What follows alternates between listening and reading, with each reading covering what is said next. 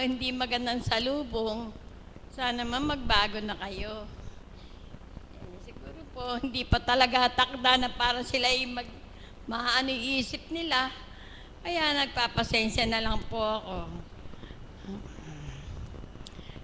Saka po nung pumunta po si Sister Dory sa Tundo, binasbasan niya po yung pwesto ko. Awa naman po ng Diyos, hindi po nawawalan ng laman yung pwesto ko, parati pong puno. Kaya maraming salamat po sa iyo, Sister Dory, at saka sa Panginoon at kay Apo.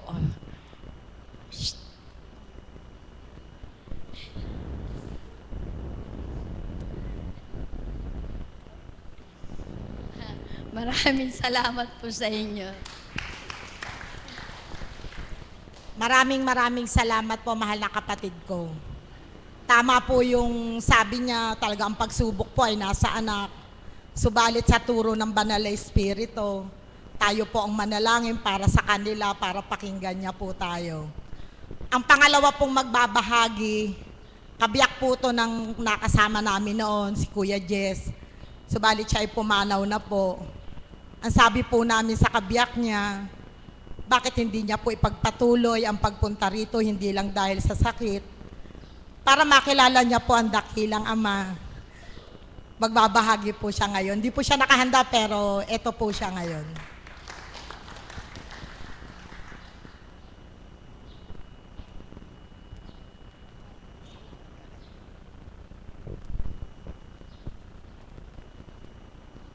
Magandang umaga po sa lahat.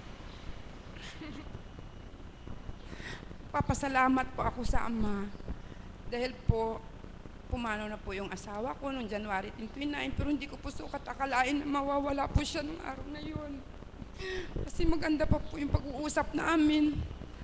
Tapos, ang huli niyang sinabi po sa akin, bilin niya po, Ama, tulungan mo po siya hanggang doon na lang po ang buhay niya.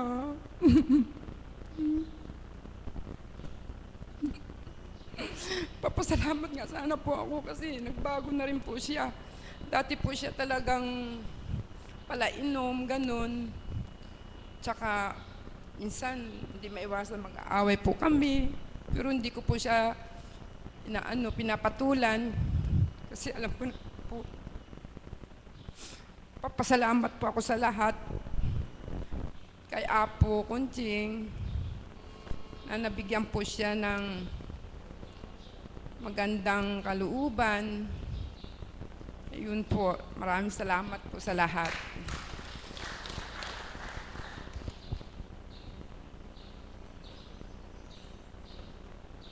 Salamat, mahal na kapatid ko. Ang kabiyak niya po nung nagpunta rito yon una po siyang inano ni Apo sa Valenzuela. Nakakatuwa po. Sumama siya pero natutukan po siya ng Banal na Espiritu. Hanggang sa pagpunta niya po rito, medyo, siguro siya na pong, ang ama na po nakakabatid kung lubos-lubos po yung naano sa kanya. Kaya lang talagang hirap na po siya nung huli na hindi makapunta rito dahil may sa puso nga po. Salamat ulit, Ate Nemia. Ang susunod po naman ngayon, hingan po natin ang awit si kapatid na Magno.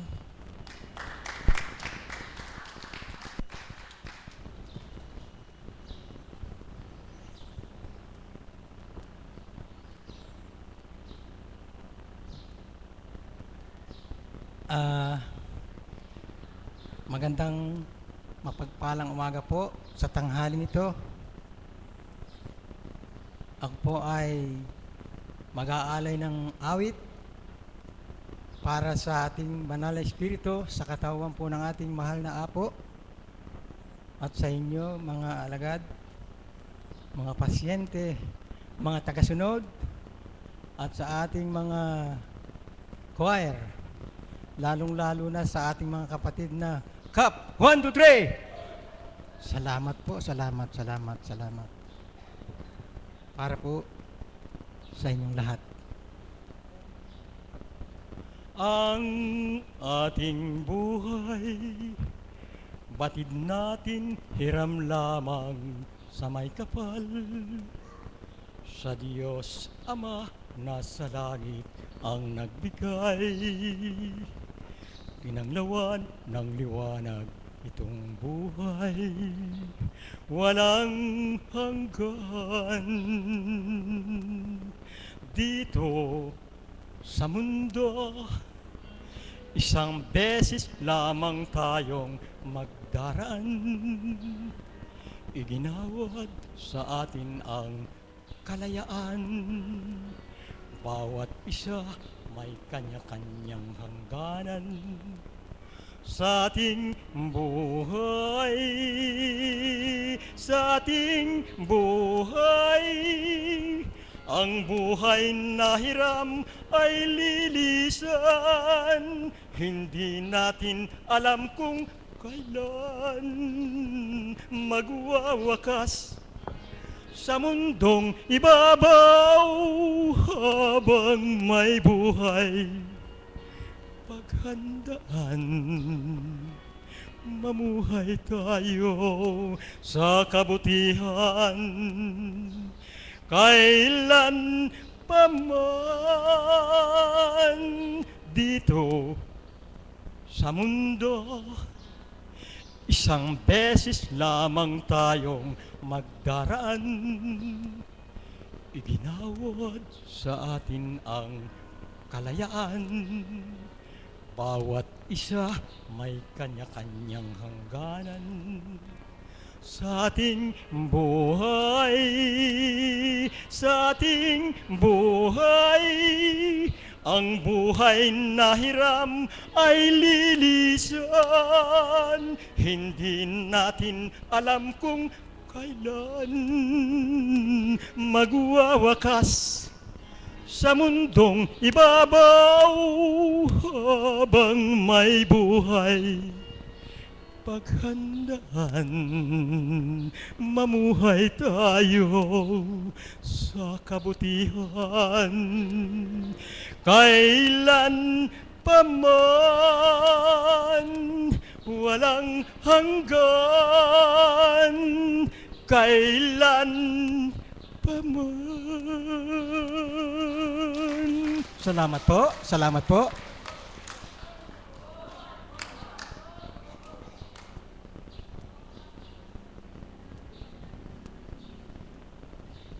Ang awit ko pong ito ay inyaalay ko po una sa Diyos at sa ating lahat. Kay ganda ng buhay kung tayo'y magmamahalan sa Diyos nating buhay. Jesus, tunay kang patnubay, sa piling mo'y taglay. Tanglaw ka ng aming buhay, sa kaharian mo mananatili sa aking puso. Kay ganda ng buhay kung tayo'y magmamahalan sa Diyos nating buhay. Jesus, tunay kang patnubay, sa piling mo'y taglay.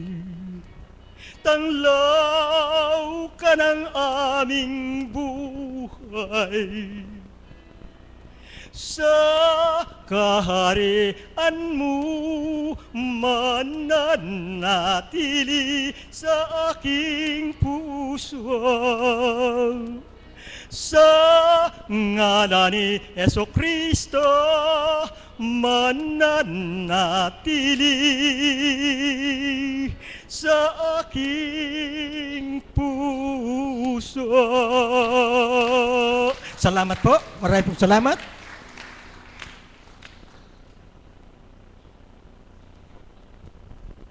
Maraming salamat po, kapatid na Magno. Sa kalooban po ng Ama, lalapitan ko po ang isa pang magbabahagi. Nawa po ay ikaloob niya.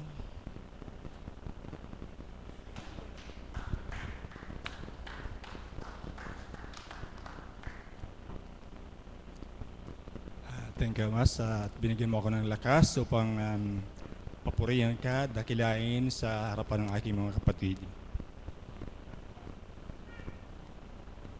God is good all the time. Okay. Ako nga po pala si Brother Mark, kung tawagin sa amin. Sa Biren de las Flores po ako. Naglilingkod din po ako sa aming simbahan. Actually, ito yung pangatlong pag-share ko po dito sa harapan. Kunting background lang kung bakit ako napunta rito. Ang dahilan po ay tungkol dun sa aming anak na nagkaroon ng karamdaman sa mata nung mabanggit ng doktor na nawala ng kagamutan. Ito kagad yung naisip ko na na puntahan kasi hindi ko alam kung bakit ako hinila ng Panginoon dito. Siguro talagang tuwing alas 3 kasi simula pa nung mga 20 years ago siguro, talagang nagdarasal ako sa Divine Mercy tuwing alas 3. Kaya naisip ko dito na siya talaga ang makakatulong dahil naniniwala po ako na wala naman pong imposible sa Diyos, kapag manalig tayo, pagkakalob niya talaga yung anumang karamdaman, dahil siya ang pinakadakilang manggagamot. At ngayon po ay kahit na medyo mahirap din po ang mag-share dito dahil actually hindi ako sanay magsalita sa ganitong karaming tao. Kakaiba po kasi ang training ko, Hindi kami nagpapakita sa tao, Parating nagtatago sa kabundukan dahil ako po ay Army at membro ng Scout Ranger sa San Miguel. At nagretiro po ako noong 1998. Bata pa po ako nung umalis ako sa serbisyo dahil isang dahilan po ay nakilala ko si Lord, Yun ang isang dahilan. At actually noon ay meron akong tagalit na opisyal noon at yung pribilehyo na para sa akin hindi niya ibinigay ay nagtampo po ako sa kanya.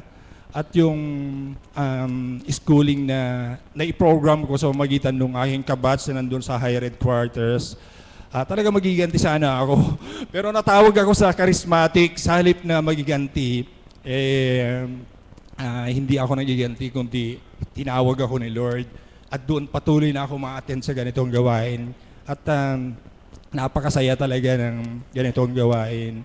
Kaya yung anak ko, awa ng Diyos po, ay nag-duty na po siya andun uli siya sa Agusan del Sur. At patuloy siyang nakakapag-duty sa kabila nung kanyang at nag-i-improve na yung kanyang paningin. Kasi nga po, nakakaawa naman yung ganong edad, At makikita mo talaga yung future niya. Talagang kakapit ka talaga kay Lord na, At ang kainaman po nito, naipangako namin kay Lord na at least once a week pupunta kami dito. Supposedly sa Friday pa kami pupunta rito at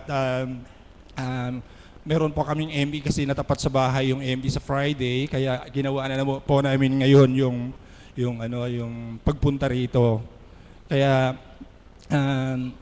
hindi po ako tumanggi doon nung tinawag ako mag-share kasi yun talaga ang nais ko na lumakas yung aking loob. Sapagkat parati kong nasa isip ko parati, ang sino mang kumilala sa akin sa harapan ng mga tao ay kikilanlin ko rin naman sa harapan ng aking Ama. Kaya kahit na kakaba-kaba yung dibdib ko, talagang gusto kong mawala yung fear na yan. Kasi siya dapat talaga ang dakilain natin, papurihan, sambahin. Kaya isang paraan ito upang kilalanin ko siya sa harapan ninyong lahat. Pero may mas mabisang paraan na pagkilala sa Panginoon na hinihingi niya sa ating lahat. Ano po ba yun? Yung gawa natin na kailangan mabago talaga tayo. Kasi yun ang inaasahan niya sa atin, na yung ilaw na kaloob niya sa atin ay ating sindihan upang matanglawan ang ating kapaligiran at magliwalag yung ating lugar. Sapagkat ayun ang nais niya na bawat isa sa atin talaga ay magbago. No? Ang hindi raw magbago ay hindi maliligtas. Yun ang kailangan nating magpakababa talaga. Lumapit tayo sa Kanya sapagkat anuman ang gawin natin, kung sa sarili natin, hindi natin kayang iligtas ang sarili natin. Siya lang talaga na naipako sa cross ang makapagliligtas sa atin. Kaya patuloy tayong dumalo sa gawain ito. Hindi man tayo agad-agad maging perpekto o may tuwid yung ating mga pagkukulang. Dahil ako din po ay may pagkukulang pa rin. Mahabang proseso po ito. Kaya patuloy na lumalapit sa Kanya. No? Paglabas natin sa banal na ng dakong banal na lugar na ito, bantayan natin yung ating sarili, no? Baka makagawa tayo ng mga bagay na maaring makita ng ating kapwa, lalong-lalo yung hindi pa pumapasok, hindi pa malapit sa ating Panginoon Jesus. Tayo talaga ang dapat makitaan ng mabubuting gawa dahil mahihila natin sila sa lugar na ito kapag makita nila yung mabubuting gawa na inaasahan sa atin ng ating Ama. Inaasahan ng ating Ama na tayo ay magkaroon ng bunga, yun nga, yung mabubuting gawa na yun. Minsan maalala ko nga yung, ewan ko lang, na-share ko na ito, minsan ang Panginoon Jesus, habang naglalakad sila ng kanyang mga apostol, nakita niya yung puno ng sycamore at nagutom siya kasi tiningnan niya yung puno kung may bunga.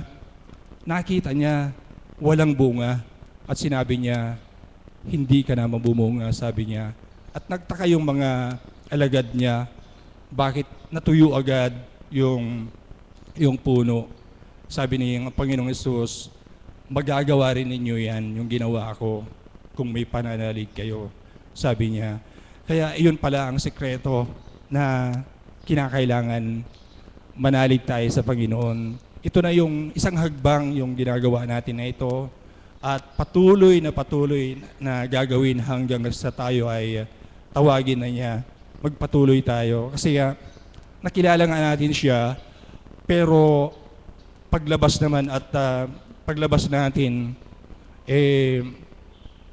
may makikita pa rin hindi mabuting gawa. Kaya ipag-pray din natin yung isa't isa kasi bawat isa sa atin talaga ay may kahinaan. No? Kaya iyon ang pinakamabisang panlaban natin sa masama. Yung dasal. Walang patid na dasal. Araw-araw, no? Paggising sa umaga pa lang, yun ang unang gagawin. Then pagtulog sa gabi, dasal pa rin. Dahil sabi nga niya, wala tayong magagawa kung tayo hiwalay sa Kanya. Para ba tayong sanga, siya ang puno. Pag pinutuloy yung sanga, ano po ang mangyayari? Tayo ay matutuyo talaga tayo. Kinakailangan sa magitan ng ating pagdarasal ay nakaugpong tayo sa Panginoon Hesus. Kaya talagang hinahanap-hanap ko yung mensahe ni Apo Conching. Kakaiba talaga yung dating sa akin na kahit medyo malayo yung aming lugar, hindi ko itinuturing na para bang napakalapit lang nito. Dahil talaga yung mensahe, talagang marami tayong aral na mapupulot dun sa mga, kung makikinig lang po tayo dun sa kanyang mga binibitawang mensahe, talagang sa tanang buhay ko, ngayon ako nakarinig ng mga mensahe na talagang kung namnamin natin ay tunay nga na mababago tayo. Maraming salamat po.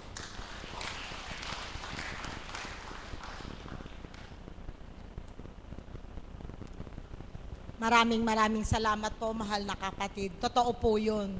Kung tayo po ay magiging ilaw, dapat po minsan maging asin din po tayo sa kapwa natin.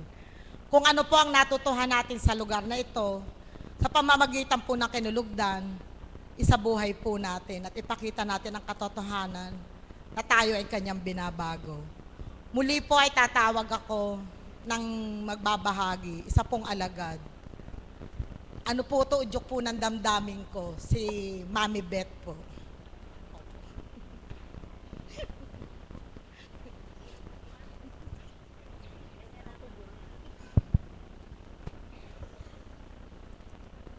Purihin ka daming dakilang Ama sa araw na ito, na muli ay pinadama mo sa amin ang nais mo, lalo na para sa akin sa araw na ito, na sa pamamagitan mo ay mabigyan ng inspirasyon ang mga anak mong mahal na inakay mo sa banal na lugar na ito.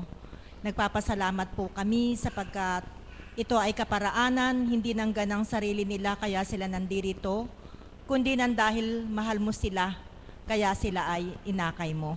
Palakpakan po natin ang ating Panginoon. Magandang umaga po sa inyong lahat. Nasyak po ako. Ganyan po talaga ang Panginoon pag inatasan ka, kailangan tumalima ka at magtiwala ka sa Kanya. Ang bawat salitang lalabas sa bibig ay 100% nagmumula sa Kanya. Papuri sa Ama sa pag-aakay na ginawa niya sapagkat marami akong magagandang aral na mula sa Panginoon na natutunan na nag-ahon sa akin, sa aking kalugmukan nung mga panahon na hindi ko pa siya kilala. Nabanggit ko na nga po sa inyo noon nang hindi ko pa lubusang kilala ang ating Panginoon. Marami pong karamdaman ng aking katawan lupa. Tulad nga po ng vertigo, yung biglang nahihilo, na kahit anong gawin mo, pag nabago yung posisyon ng ulo mo, na bagong bigla, sigurado po, magtatumbling na naman yung kapaligiran mo. Ang hirap po ng may vertigo, sapagkat pag hindi nyo po talaga na-control, masusuka ka na hindi ka makatayo. So, isa po iyan sa karamdaman na pinagaling sa akin ng Panginoon. Pangalawa po, yung migraine. Alam nyo na rin po kung ano yung migraine, yung biglang atake ng sakit ng ulo, na nasa mood ka, biglang-bigla na lang, sasakit yung ulo mo. Yan po yung mga karamdaman ko na para po sa akin ay mga unique na karamdaman. Sapagkat ang atake ay biglaan. Hindi po katulad ng trangkaso na sisipunin ka muna, magsisinat ka muna bago ka magkaroon ng mataas na lagnat at kasunod ay ubo. Ang migraine po at ang vertigo, hindi. Nasa mood ka, ang saya-saya mo, bigla na lang aatake ang karamdamang ito. Alam niyo po mga kapatid, yung po palang mga ganitong klase ng karamdaman, nagsisimula po pala yan sa kalooban. From within, ang tinatawag po, from within po nag-uumpisa yan. Salamat po sa mensahe ng Banal na Espiritu sa katauhan ng ating mahal na Apo Kunching, na makarinig po ako ng kanyang mga mensahe. Ang mga karamdaman pong ito ay unti-unting nawala, na hindi po ako nagbanyos, hindi po ako nagtapal, katulad po ng iba na may mga tapal-tapal sa katawan. Hindi rin po ako uminom ng dahon-dahon. Ang nakagaling po sa akin ay ang pakikinig ng aral ng Banal na Espiritu na unti-unting nagpaluwag ng aking damdamin, naglinis ng aking puso't kaisipan, na nangganap na linisan ng Panginoon ito, yung pong mga karamdamang yon ay unti-unti nang nawala. Para po sa inyong kaalaman, yun po yung karamdaman ko mga mag-8 years ago. Kasi po mag-8 years na po ako dito Kaya karamdaman ko po iyon 8 years ago. Purihin ng Ama, wala na po. Hindi na po umaatake, hindi na po sumusumpong ang aking migraine at saka vertigo. Dati nga po, sabi ko nga po sa inyo, kailangan kong magbaon lagi ng Biogesic sa bag kasi nga po bigla ang attack na kailangan uminom ako ng Biogesic para po makontrol yung migraine ko. At kalaunan nga po, ayaw ng pakinggan ng Biogesic, Planax na po ang iniinom ko para po mawala yung sobrang sakit ng ulo ko. Pero ngayon, wala na po. Banal na salita ang nakagaling sa akin. Palakpakan po natin ang ating Panginoon. Ano po ang pinagmumulan pala ng mga karamdamang yan? Yung sobrang basura sa puso natin na ayaw nating itapon. Kailangan po yung basura na yan matanggal, malinisan. Nung pong dati, nang hindi pa ako nakakarating dito, pag ako'y nagsisimba at naririnig ko yung pagpagaling ng Panginoon sa mga inaalihan ng demonyo, Akala ko po ang inaalihan ng demonyo, yung mga nagwawala, yung mga nanlilisik ang mata, yung mga salita ng walang kabuluhan. Akala ko po, yun po yung mga inaalihan ng demonyo. Subalit na makarating po ako sa lugar na ito, nagkaroon po ako ng sariling pagninilay na hindi lamang pala sila ang inaalihan ng demonyo.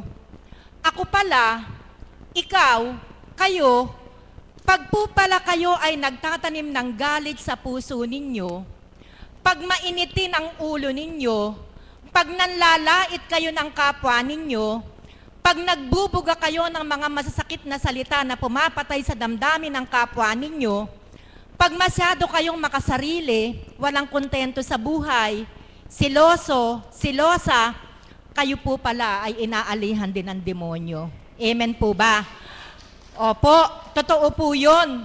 At ito pong demonyong ito, sumasalakay sa atin kahit na anong oras. Amen po ba? Minsan nga po, kasi simba mo lang, sasalakay na, aalihan ka na. Pagkagaling mo sa simbahan, pagtungtong mo dun sa gate ninyo, nakatapa ka ng tain ng aso, magmumura ka na. So at that moment, after going to the church na kayo nakinig ng misa, at daman-daman ninyo ang humilian ng pare, pero sa sandaling iyon, inalihan na kayo ng demonyo. Madalas po akong alihan noon kasi nga po'y naghahanap buhay. Pag dumating ako sa bahay at nakita ko yung lababo namin na nakatambak ang mga urungin ko, pagod na pagod ka, nakatambak yung mga kalderong nakatihaya na wala ng laman, mga pinggang pinagkainan na hindi hinugasan, 100% aalihan po ako ng demonyo. Yung po mga kaldero na yan, nagliliparan sa akin kasama po yung bunganga ko. Kaya po napagtanto ko sa pamamagitan ng pakikinig ng mga aral, yung pala ay kaparaanan din ng demonyo para salakayin kanya. Kaya mga kapatid, kapag dumarating yung punto na inaalihan, kayo po ba naalihan na? Demonyo po, naalihan po ako. Dati po. Opo, dati po. Ngayon na, hindi na po. Alang-ala na po. Alang-ala na po ngayon. Dahil sa, tinapon ko na po lahat ng demonyo. Tinapon na niya lahat ng demonyo, kaya ngayon, wala ng demonyong sumasalakay. Kapatid, ikaw ba, naranasan mo din ba yung naranasan ko na inaalihan ng demonyo? Opo, sobra-sobra. Sobra-sobra. Opo. Kasi po nasa ano pa ako sa mundo pa po ako pero ngayon po talagang bagaman at hindi pa ganap, pero nagsusumakit po na ang demonyo maitaboy. Okay. Dati po kasi, nang wala pa tayo dito, sa bawat atake ng demonyo, tanggap tayo ng tanggap. Wala tayong sandata upang sila ay hadlangan. Subalit nang makarating tayo dito, binigyan tayo ng Panginoon ng sandata. Pinagsuot tayo ng helmet ng Panginoon. Pinagdamit tayo ng armor para po yung pagsalakay ng demonyo ay ating mapaglabanan. At iyon po ay walang iba kundi ang mga salitang banal. Kaya mga kapatid, kung ikaw ay madalas dito, subalit may mga pagkakataon o marami pa ring pagkakataon na hindi mo na paglalabanan ng mga ito, wala pa ring nangyayari sa bawat araw na tayo ay nandirito. Tingnan niyo po si Tata Apyong, napakaganda po ng sagot niya noon daw. Pero ngayon, tinapon na daw niya lahat, hindi na nakakapasok sa kanya ang demonyo. Sapagkat, ang salitang banal na kanyang natutunan ay tumimuna sa kanyang puso at kaisipan. Alam niyo po, pag po ang ating katawan, sabi nga po ng isang pare na narinig ko, ang ating daw pong katawan, lalo na po ang ating puso, ang templo ng ating Panginoon. Amen po ba? Pumalakpak nga po tayo sa ating Diyos na buhay. At dito daw po siya nananahan sa templong ito. Minsan lamang siyang kakatok dito. At pagka siya'y kumatok, papasukin natin siya at wag na nating hayaang makaalis siyang muli. Sino po ang makatutulong sa atin para ihanda ang templong ito? Sa akin po, ang tumulong po ang mahal na Apo Kunching. Sa pamamagitan ng mga salita na ibinabahagi sa kanya, nalinisan ang maruming templong ito, kaya hindi makapanahan ng Panginoon. At nang ito'y malinisan, nakapasok na po siya. Kaya po ngayon, ingat na po ako na makaalis siya ulit. Dahil ang sabi nga po, ito pinabanggit ko na, minsan lamang ako daraan. Yun po, minsan lamang siyang daraan. Kaya pagdaan niya, kailangan nakahanda tayong tanggapin siya at wag na nating pabayaang makaalis pa. Kaya po sa pag-aalaga natin sa templong ito, ang ating bawat salita at gawa ay dapat nating paglimian. Amen po ba yon? Ngayon po, siguro po, pati po yung mga kapatid kong alagad at ang mga tagasunod, natuto na po tayong maglimi. Natuto na po nating i-reject si Satanas. Pag po alam natin na ang ating sasabihin ay hindi makabubuti, kundi makasasama, kapag ka napagtagumpayan mo na hindi nilumuwal ang mga salitang makakasakit sa kapwa mo, 100% ang banal na espiritu nandirito na sa templong ito. Subalit, kung ang bawat salita ng kapwa mo, pinapatulan mo, ganun po ako dati, nang ako inaalihan ng demonyo, yung pong sir na natumayo dito sa harapan, ang aking pong kabiyak ng puso ay isa ding dating military. Pero kapag po ako'y inaalihan ng demonyo, lumalaban po ako sa kanya. Kahit po siya malaking tao, pag meron siyang sinabing hindi ko gusto, sigurado po, re-rest back ako. Sabi ko nga po, sa nakaraang pagbabahagi ko, hindi po ako natatakot sa 45 na nakasukbit sa kanyang baywang, sapagkat ang hawak ko po ay Armalite. Pag pinaputukan ako ng 45, sigurado po, raratsada naman yung Armalite sa bibig ko. Ganyan po ako, sapagkat ako nga ay inaalihan ng demonyo. Ang yabang ko, akala ko ako lang lagi yung tama. Wala nang ibang makakapagtumpak sa akin, sapagkat ang paniniwala ko, ako yung magaling. Naku, talaga pong ako sakop na sakop po ako ng demonyo. Kaya mga kapatid, sikapin po natin na sa bawat araw, tumatag, lumakas, kumapal ang suot nating sandata upang tayo ay hindi natablan ng mga pangaakit sa atin ng demonyo. Gawin po nating makabuluhan ang bawat araw na tayo nandirito. Kung walang nababago sa buhay natin, walang nangyayari. Subalit, kung sa dating buhay mo, nagkaroon ng malaking pagbabago, going for the better, 100% natututo tayo sa aral ng banal na espiritu. Palakpakan po natin ng ating Panginoon. Bakit po kami nagsusumikap na araw-araw ay nandirito? Sa kabila po ng napakaraming ginagampanan sa buhay namin. Sapagkat dumarating po sa ating buhay bilang tao na tayo ay nanghihina. Amen po ba?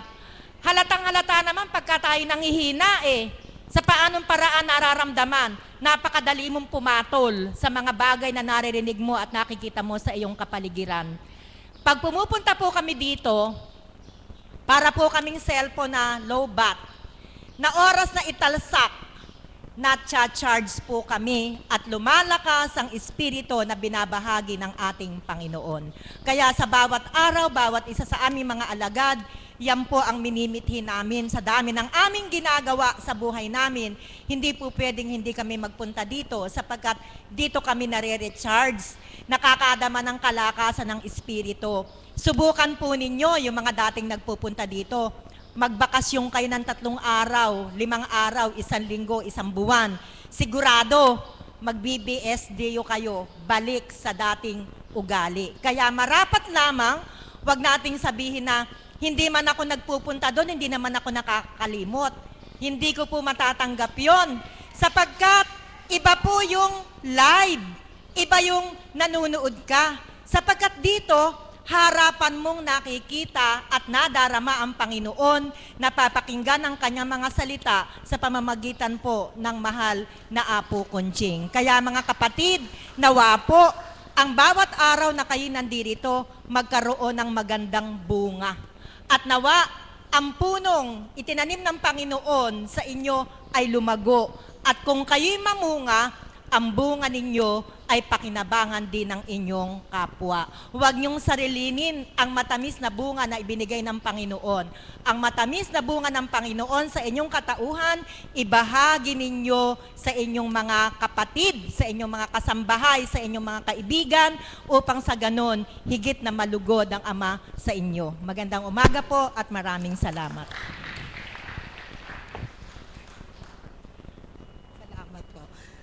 Salamat po, Tita Beth. Alam niyo po, may pinagnilayan agad ako sa isang saglit. Ang kawang po ng Tondo, ang vigil po namin, twice a month, once a month. Pero kung maiisip niyo po ang sinabi ng kapatid na Beth, pasok po tayo dyan. Tatawag po muli ako ng isa pang magbabahagi. Nawa po ay kaloob muli ng Ama.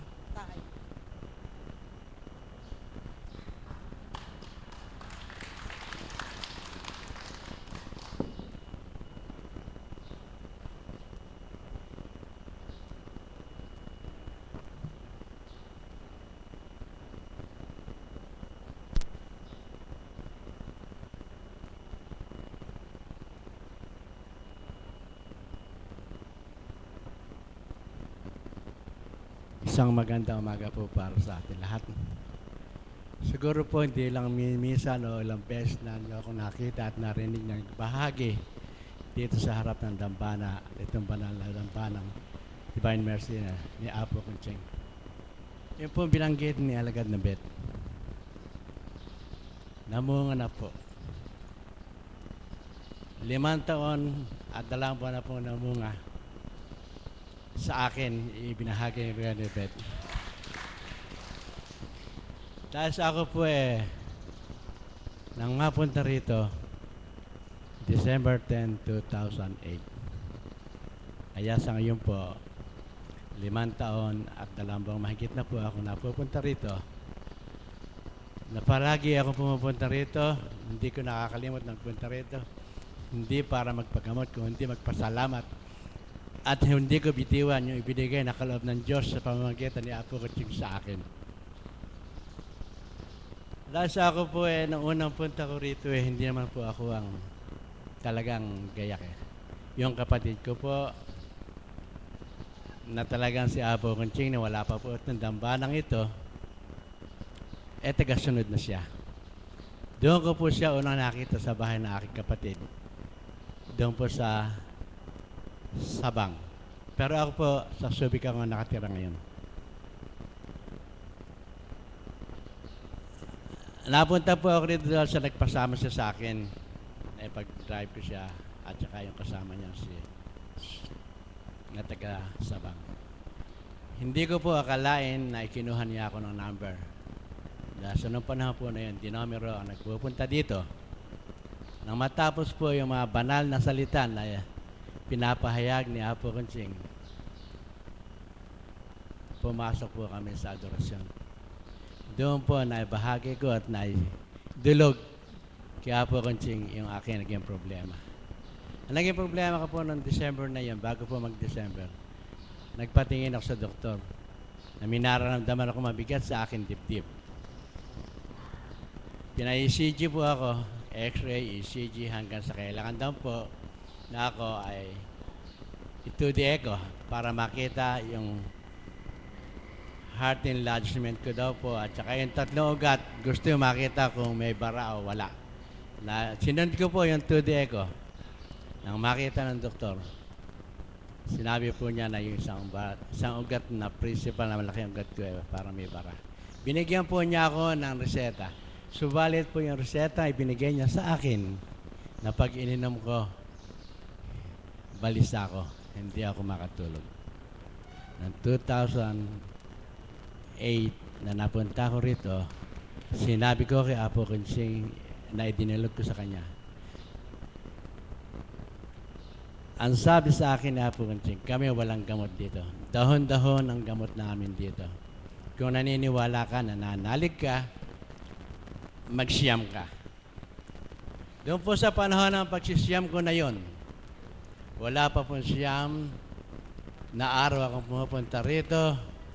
Dama ko na ang kaginiwahan ng aking isipan, kalooban at damdamin. Nakatulog po ako ng maayos. 6 na araw pa lang po na taon na si Apo Kunching wala dito. At meron mga nagbabahagi, gusto ko magbahagi na aking naramdaman. Ngunit natapos ang oras, pero minsan napunta ako. Ang humahagod sa akin dito ay ang kanyang mga alagad. Nahagod ako ni alagad na Marisa. Sinabi niya sa akin, mapalad ka, magaling ka na. Yun din po ang ibinigay sa akin at sinabi sa akin ni Apo Kunching, isang magandang aginaldo ang makamit mo ngayong darating na Kapaskuhan. Lubos ka ng magaling. Sabi niya, yun po ang tinura ni Apo Kunching. Hindi na po ako nagpatingin pa dahil sa damandama ko na meron tayong sariling damdamin na dadama natin kung anong damdamin natin at damdamin ng kapwa natin na dadama natin. Kung tayo merong isang bagay na nakita natin sa ating kapwa, dama natin na tayo nalulungkot din sa nangyari sa kanya. Yun po ang dama ko. Isang pangyayari po na talagang yung apo ko nagkaroon ng karamdaman. Kailangan daw pong ipa-x-ray yung mga kasambahay. Ginawa ko po. Ultimo pati kasambahay namin, pina-x-ray ko. Pati po ako nagpa-x-ray. Doon sa x-ray na lumabas na yun, pati po ako normal. Wala na po yung heart, yung palaglaki na aking puso. Enlargement po, wala na. At isa pa po pangyayari sa buhay ko na talagang ipinagkaloob sa akin ng Divine Mercy sa katauhan ni Apo Kunching. Yung apo ko, halos mag-iisang linggo na sa ospital. Dumi siya ng dumi. Halos hindi makuhang matiyo ng kanyang diaper. Napunta po ako dito at idinalog ko po kay Apo Kunching. Apo Kunching, yung pong apo ko.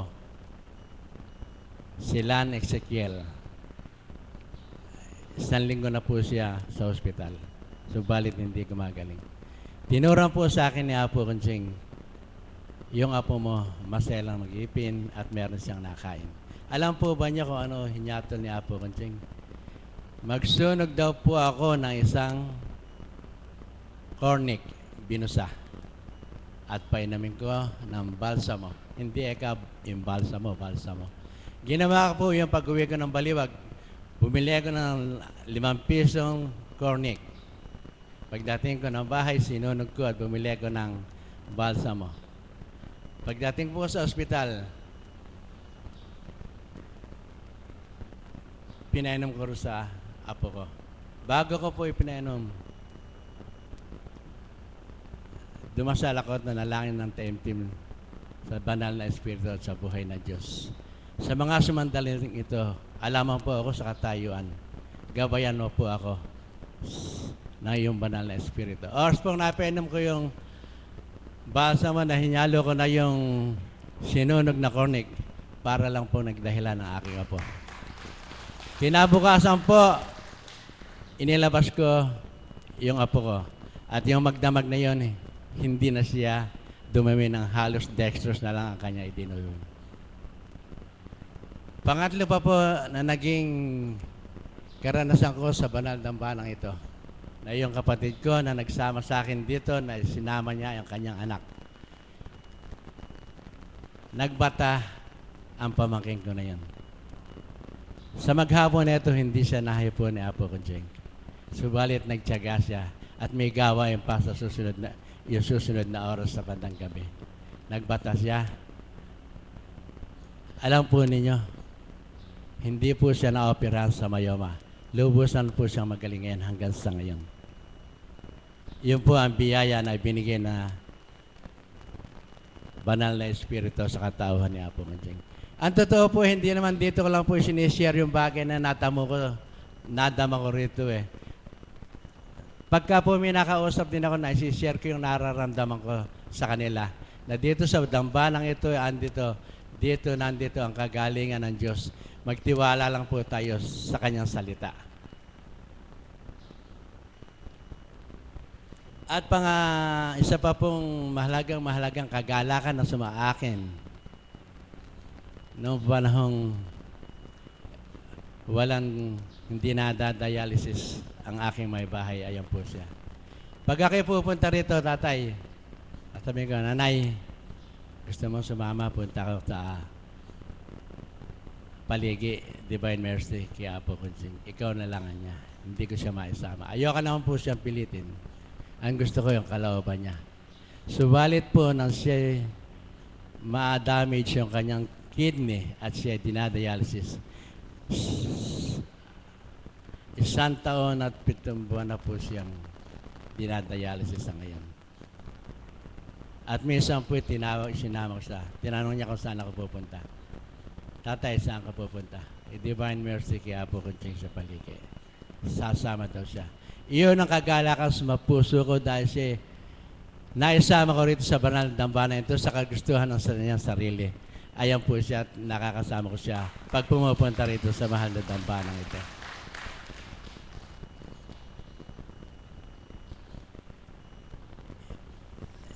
At ako po ay nagpapasalamat.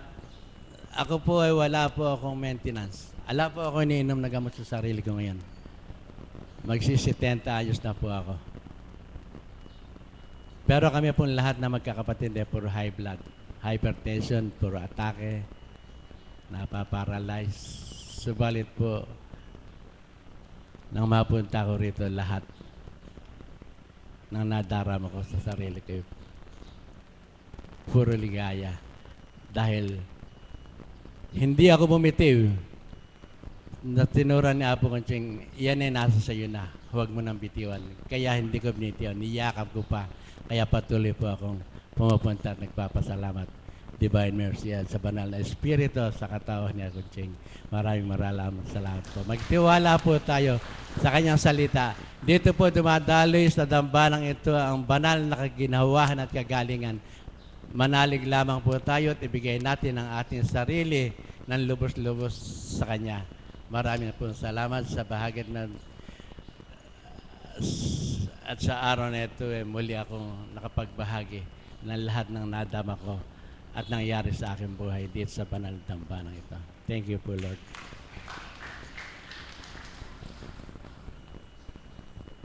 Napakapalad po ni tatay.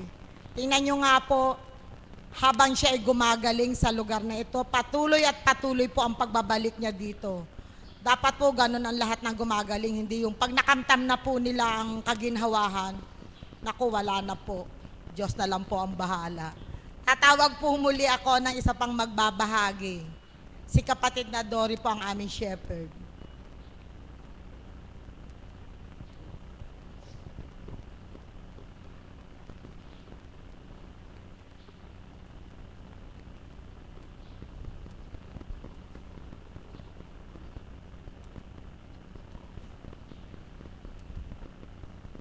Ama, muli, nagpupurit nagpapasalamat ako sa iyo sa kalooban mo, sa pag-aatas mo na sa araw na ito tumayo ako sa harapan ng mga kapatid ko upang makapagbahagi ng kaganapan sa buhay ko.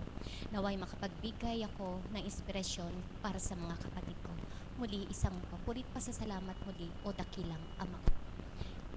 Isang mapagpalang umaga po sa ating lahat. Kamusta po ba ang mga anak ng Diyos? Mabuti po ba? Para pong matamlay kayo. Naantok po ba kayo? Hindi po. Kailangan po sa dakong ito walang inaantok. Ano po? Ang antok ay hindi sa ating Panginoon yan. Sa kalaban yan. Kaya paglabanan po, mga kapatid ko. Salamat, mahal na kapatid ko. Sa pagtawag mo sa katauhan ko upang tumayo sa harapan ng mga kapatid ko. Nagpupurit nagpapasalamat ako sa Ama na isa ako sa mga inakay niya sa dakong ito. Taga rito lamang po ako, tulad po ng sa tuwing na ibinabahagi ko, ako po inaakay sa dakong ito hindi dahil po sa karamdaman. Bagamat may kaliitan ng katawan ko. Subalit napakahalaga po ng ginamot sa akin ng Panginoon. Lahat naman po tayo ay may sakit sa kaluluwa. Amen po ba?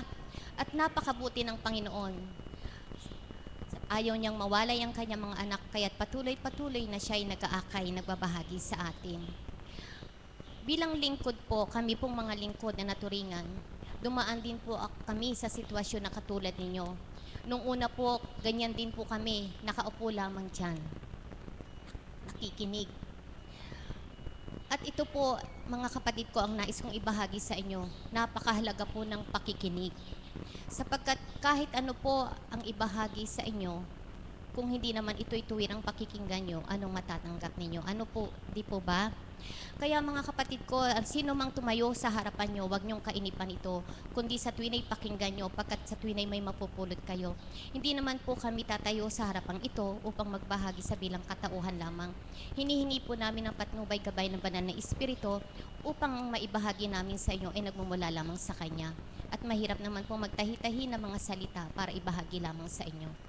Napakabuti po ng Panginoon. Sabi ko nga po sa tuwin ay pagbabahagi ni Mami Beth, lagi po ako nakaka-relate sa pagbabahagi niya. Isa rin po ako sa tuwin ay naalihan ng banal ng demonyo nung ako'y wala pa sa dakong ito. Sabi nga po niya, hindi siya takot sa 45 sapagkat ang hawak niya ay Armalite. Ganon din po ako sa kabiyak ko noon. Kahit po may kaliitan ng katawan ko, hindi po ako natatakot sa kabiyak ko. Isa lang ang sabihin niya, 10 po ang sagot ko. Subalit papurit pa sa salamat sa Ama. Sa pag-akay niya sa dakong ito, marami pong nabago sa bilang katauhan ko. Napakahina ko po noon. Madali po akong umiyak sa mga konting bagay lamang, mga pagsubok, pagdalisay. Iyakin po ako. Subalit salamat sa Ama, tunay na binago niya ako sa bilang katauhan ko. Binago niya ang pananaw ko, ang kahinaan ko, binibigyan niya ng kalakasan ito. At sa tuwin ay tinatanglawan ng liwanag ako upang sa dilim ay di na ako makatungo. Salamat sa mga kapatid ko na sa tuwin ay naririto. Sabi nga po, nasa pagtanggap lamang ninyo upang kayo ay may madama at matamo. Ano nga po bang ibabahagi sa inyo? Kahit ano po ang ibahagi sa inyo, kung ayaw namang tumanggap ninyo, baliwala din po ito. Kaya mga kapatid, yamang kayo ay naririto. Yung pakikinig po, napakahalaga po nito. Subalit ang pakikinig po, wag lamang pakikinggan sa isang tenga at ilalabas ito, kundi ituloy po ninyo sa puso ninyo. Bakit nga po ba nadadama ninyo ang mga salita ng banal na Espiritu? Pagkat buhay na buhay po ito. Amen po ba? Amen. Tayo po ay halimbawa po makipag-usap tayo sa tao, nararamdaman niyo po ba yung mga sinasabi niya? Wala po, di po ba? Dumadaan lang sa mga tenga natin. Subalit ang salita po ng banal na Espiritu, lalo't higit sa katauhan ng ating mahal na Apo Conching, kapag ito ay pinakinggan nyo, di po ba damang-dama ninyo? Damang-dama ninyo sa puso nyo, pagkat buhay po ito. Ang mga salita ng banal na Espiritu ay buhay na totoo. At nais ko pa rin pong papurihan at pasalamatan ang ating Panginoon sa bilang kawan po ng Tondo. Maraming salamat po muli sa araw na ito. Bagamat hindi na po natin araw ng vigil ito, subalit kayo'y patuloy naririto. Patotoo lamang po na kapag tumanggap ka sa tuwin ay pagmimithi mo na makatalima sa bawat panawagan niya. Tulad nga po ng tinuran ni kapatid na Emma, lagi tinatanong nga po niya paano na yan. Kasi po dati ang vigil po namin is weekly, every Wednesday. Subalit nabago nga po ang oras at nabago na rin po ang araw. Kaya mga kapatid, minsan po once or twice a month na lamang po tayo. At isa po itong pagdalisay sa inyo mga kapatid. Bakit po? Lagi po tayong matatapat ng Sunday. Sunday po. Alam ko po na minimithi nyo ang bawat pagbibigil natin yung maghapon ay kayo naririto upang makapakinig ng mga mensahe ng ating mahal na Apo Conching. Ano po? Subalit magtiwala kayo mga kapatid ko, bagamat linggo ito, ang kinin natin sa bawat pagbibigil natin makaniig natin ang banal na Espiritu sa katauhan ng ating mahal na Apo Conching. Sabi nga po, kung titingnan po, napagaan po ang ating pagbibigil dahil po weekly tayo. Ano po? Ngayon nabago, naging once or twice. Subalit pagdalisay din po ito dahil tatapat po lagi ng linggo. Subalit sabi nga po, kapag siya ang tinanggap mo, nanahan sa isip at puso mo, di na mawawalay pa kayong totoo. Kaya panahanin niyo mga mahal ko, kung ano ang nakamtay niyo sa dakong ito sa pamamagitan ng mahal na Apo Conching, pakaingatan, pakamahalin ninyo. At sa tuwin na higit pa ninyong palalimin ito